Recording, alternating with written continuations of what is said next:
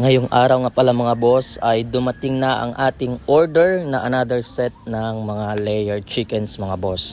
So shout out nga sa ating team na kinuhaan ng supply kasi napakabilis ng delivery mga boss. Feb 21 lang nung chinat ko sila, message ko sila at ngayong Feb 27 ay dumating na agad yung supply mga boss. So ayan mga boss ay sineset up na nila ang cage ng ating mga manok at sarap ng tingnan mga boss kasi nga napakalinis, napakapulido ng mga gawa nila mga boss na mga cages at mga drinker. At makikita mo talaga sa kanila mga boss na napakagaling na nila sa pag-set up at pag-assemble ng cages mga boss. Halatang matagal na sila sa layer business dito sa Aklan mga boss.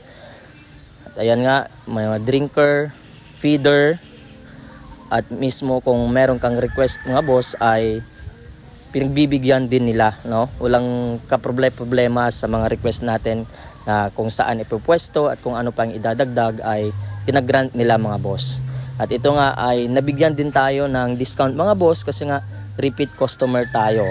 So ayan, so shout out sa kanila mga boss at ilalagay ko dito ang kanilang Facebook page sa mga gustong umorder ng set at packages ng ating mga layered chickens mga boss. So sa mga nagtatanong kung magandang negosyo ba yung egg production or egg business, so masasabi ko na sa unang subok ko sa 4 months mga boss ay maganda din yung naging experience ko mga boss at yung kita syempre. So may kita din tayo mga boss kahit papaano sa every week, no, at every day na egg production nila mga boss.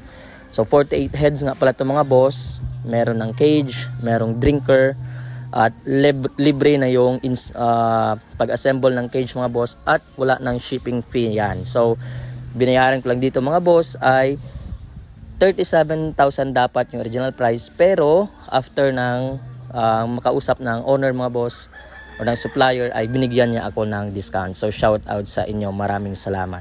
At yan, para sa mga gustong umorder, so message nyo lang sila at kung ilang heads ang gusto nyo at for sure ay magiging satisfied din kayo sa kanilang services mga boss. So ayan, so dumagdag nga pala ako nito mga boss kasi nga yung unang 48 heads natin ay lahat naman na sila halos nangingitlog, pero ang dami pa rin talagang umu-order mga boss sa amin ng asawa ko.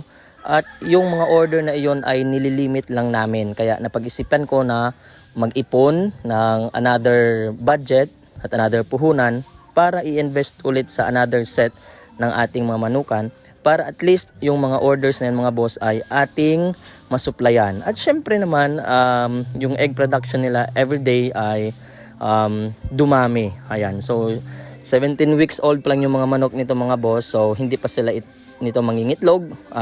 According sa ating supplier, 19 to 20 weeks pwede na silang mangitlog. So papakainin muna natin sila ng grower, crumble, habang wala pang nangingitlog sa boss para lumaki pa sila at mag-mature hanggang dumating sila sa sapat na edad na mag-start na silang mangitlog mga boss. So ayan nga ay napakagandang tingnan dahil napakagana nilang kumain mga boss. Kahit konti lang yung binigay ko dyan ay maya-maya ubos na talaga yan mga boss. At napakaganda ng mga mukha nila mga boss. Walang mga matatamlay, walang may sipon.